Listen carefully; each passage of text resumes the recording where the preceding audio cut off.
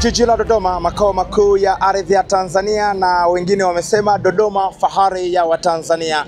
Na hapa ni moja kwa moja kutoka katika viwanja hivi vya Chinangari vilivyopo katikati kabisa ya jiji la Dodoma, na huu ni uzinduzi au ufunguzi rasmi wa kuelekea kilele cha maadhimisho ya siku ya nyuki duniani, ambayo kwa mwaka wa 2025 katika ardhi ya Tanzania maadhimisho haya yanafanyika ndani ya jiji la Dodoma. Tunajivunia maendeleo ya sekta ya nyuki katika mkoa wetu. Hatuna budi kutafakari kuhusu uendelevu wa sekta hii kimkoa na kitaifa kwa ujumla. Sekta ya nyuki inakabiliwa na changamoto ambazo zinatishia uendelevu na hivyo kuhatarisha upatikanaji wa mazao ya nyuki kwa siku zijazo.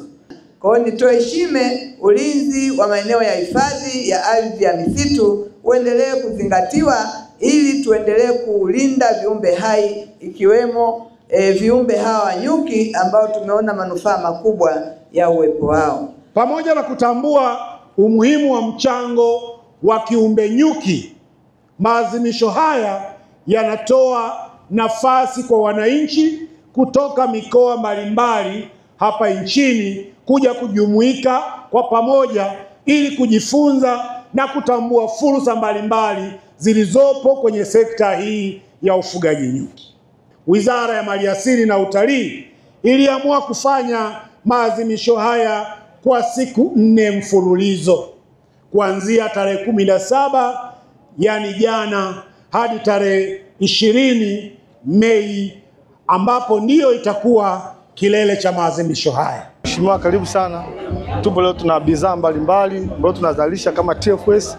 Kwa tupo hapa pia kwa ajili ya kuwajengea uwezo wa wafugaji na wadau mbalimbali kwamba tunaweza thamani ya mazao ya nyuki kupata mafuta, lakini mazao ya nyuki pia chavua inawezekana na ni mazao mazuri katika biashara.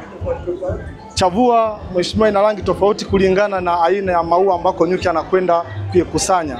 Kwa hiyo chavua inayotoka kwenye alizeti ni tofauti na chavua inayopatikana kwenye ufuta. Mikakati ya makusudi kabisa ya idara yako au ya wizara ya kuhakikisha nyuki analindwa na ili aweze kuchangia uchumi imara ikoje? Tumeweka mikakati mizuri sana.